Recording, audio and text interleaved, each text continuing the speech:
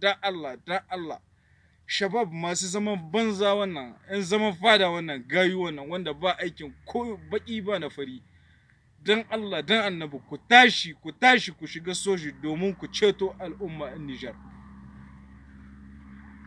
Saboda Niger ya beaucoup de Nigerian wanda suna nan zamne ba su aikin fari balle baki.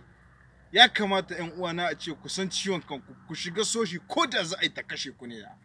Dan duk wanda ya mutu a filin yaki insha Allah ma shahid. Insha Allah Allah ka ba mu sa'ad da rabo akan kafirai. Makiyan annabi makiyan manzon Allah sallallahu alaihi wasallam.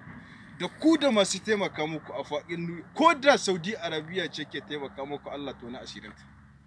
Balle wai so manyan mu da ke cikin Niger ai sai ko ne duka abin da ake yi mana da sa hannunku ne manya mana mu ko da za a kashe mu sai mu faɗi ubangiji Allah ka sa a tura na talabiri. Ni ne ke magana Salisu Yahuza insha Allah sai mun sha